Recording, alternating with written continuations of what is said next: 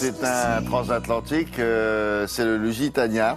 Est-ce que la guerre est déjà déclarée? Pas loin. Est-ce qu'il y a une ambiance de pré-guerre? Où on en est là, à cette époque-là? Au moment où l'accident terrible se déroule, on est en pleine guerre. On est en 1915, la guerre évidemment explose partout, les fronts ont bougé. Ça a commencé en 14. Ça a commencé en septembre 14, août 14, donc on voit bien, et les Allemands tiennent l'océan. C'est-à-dire qu'avec leurs sous-marins, ils ont bien prévenu en février 1915, tous les navires qui passeront au large de l'Angleterre et de l'Irlande sont susceptibles d'être coulés.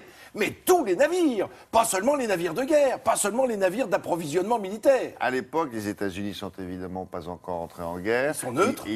Ils sont neutres. Ils ont manifesté une sympathie pour les Alliés ou pas? Non, pas. Ils les aident financièrement, depuis le début, parce qu'on en a besoin, sinon on s'en sort pas. Est-ce que les Allemands avaient menacé les États-Unis en disant si vous croisez dans le coin, méfiez-vous? Tout comme les autres, absolument. C'est pas parce que vous êtes neutre que vous allez y échapper. Tous les navires sont concernés, d'autant qu'il est soupçonné, ce navire et d'autres, non seulement de transporter des passagers, mais aussi des munitions. On regarde des images tout de suite et on va découvrir ce navire extraordinaire.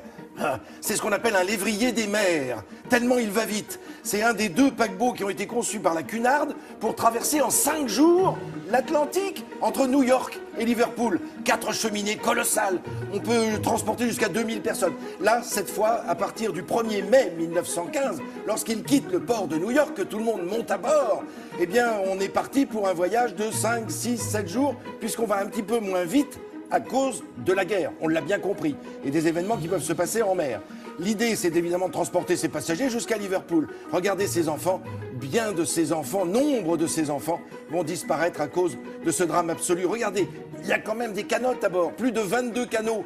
Mais le Titanic, il avait coulé 3 ans plus tôt. On savait ce qu'il fallait faire, on savait comment sauver les gens. Mais ce qu'on ne savait pas, évidemment, c'est qu'un paquebot pouvait être attaqué par un sous-marin. On est à 25 km des côtes irlandaises. Le matin même, il y a eu beaucoup de brouillard. Le commandant William Thomas Turner, un commandant à bord du Lusitania, a décidé de ralentir la vitesse. Et puis d'un seul coup, vers 11 h, ce matin-là, la brume s'échappe, s'envole.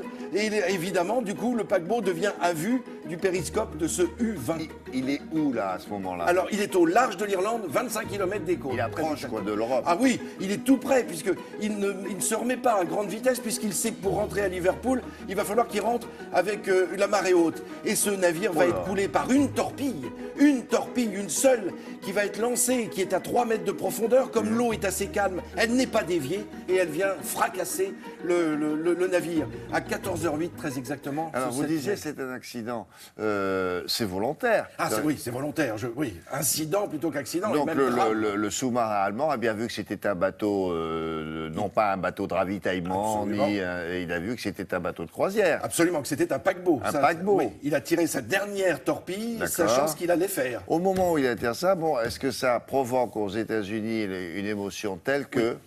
Alors, ça provoque une émotion parce qu'il y a 140 Américains qui sont à bord. Et là, enfin, on prend fait et cause, non seulement pour ces Américains disparus, mais aussi on se dit, mais l'Allemagne nazie, finalement, ne respecte pas la neutralité des Américains. Oui. Donc là, on commence à prendre conscience, et quand les premiers soldats vont pouvoir partir, il va falloir lever une armée en 1917, parce que c'est 2 ans plus tard, la déclaration de guerre. Eh bien, en 1917, on dira, pour avoir plus de soldats, souvenez-vous du Lusitania. Ça sera le cri de guerre lancé. Est-ce qu'au moment où il y a eu cet événement, est-ce que déjà le gouvernement américain a dit écoutez, on va réfléchir au fait qu'on va rentrer en guerre ou pas, ou ça ne change rien à notre neutralité? Alors, ils ont commencé par se plaindre auprès des Anglais. Comment? Mais vous n'avez rien fait. Alors, le premier lord de l'amirauté, qui s'appelle Winston Churchill, on est en 1915, dit mais nous, on ne peut pas surveiller tous les navires qui traversent l'Atlantique. Enfin, vous vous rendez compte, même les paquebots, c'est impossible. Et évidemment, le gouvernement nazi a été... allemand, pardon, je parlais de nazi tout à l'heure, on est en 1915, excusez-moi. Le gouvernement allemand de guerre, évidemment, a été tout de suite